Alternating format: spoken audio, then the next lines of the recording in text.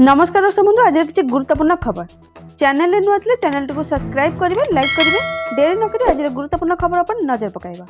आज प्रथम खबर पाणीपाग सूचना मौसम को नहीं आसला बड़ अपडेट आगामी 5 दिन प्रबल वर्षा संपूर्ण खबर उत्तर भारत में प्रबल ताती लोकंकु अस्तव्यस्त पकई भारतीय राजधानी दिल्ली एवं एहार आखपाख अंचल तापमात्रा दिनकु दिन रेकर्ड भांगिबार लगी जो समस्त चिंतित अछंती।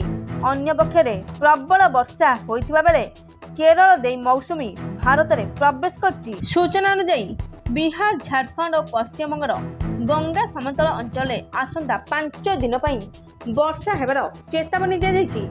एहा सहित ओडिसा रे केतेक अंचल अल्प और केतेक अंचल प्रबल वर्षा हेबार आशंका रहिछि। एहा व्यतीत जून मासरे देशर अधिकांश अंचल प्रबल वर्षा हेबार संभावना रहिछि।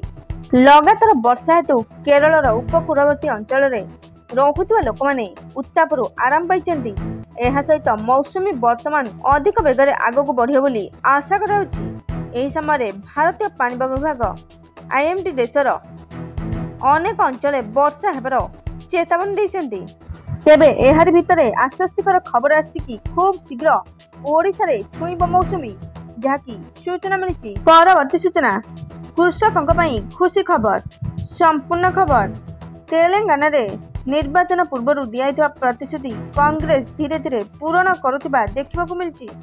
जीतवा पूर्व 6टी ग्यारंटी दिया एबे सुधा 5टी ग्यारंटी कार्यकारी कर सारी।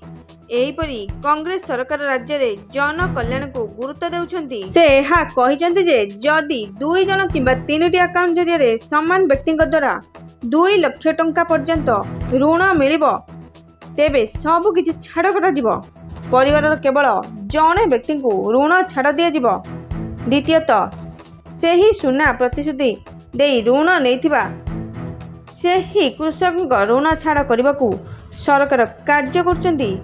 सूचना योग्य जे सरकार बैंक गुड़ी को पठाइथिबा सर्वशेष प्रोफॉर्म रे सुना ऋण विषय मध्य उल्लेख कराइछि। एहा व्यतीत रेवंत सरकार कृषक ऋण छाड़ उपरे विशेष ध्यान देबे एवं गुरुत्वपूर्ण निष्पत्ति नेबे जहाँकि सूचना मिली। परवर्ती सूचना आसिला सुना रे बड़ परिवर्तन संपूर्ण खबर आज भुवनेश्वर 10 ग्राम 24 कैरेट सुनार दर 72,760 टंका रही।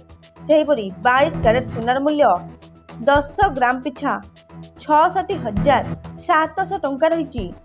22 कैरेट सुनार मूल्य 1 ग्राम पिछा 6,670 टंका होइतिला बेले 8 ग्राम पिछा 53,360 टंका रही। कटक सुना दर परिवर्तन देखा मिली।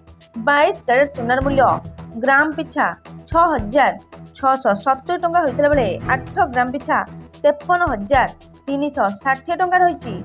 सेहीपरि 24 कैरेट सुनार मूल्य 10 ग्राम पिछा 72,760 टंका रही।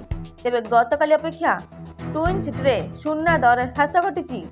यह छड़ा शुद्ध रूपा 1 ग्राम पिछा 101 टंका रही बेले 8 ग्राम पिछा 808 टंका और 100 ग्राम पिछा 10,100 टंका और 1 केजी पिछा 101,000 टंका रही।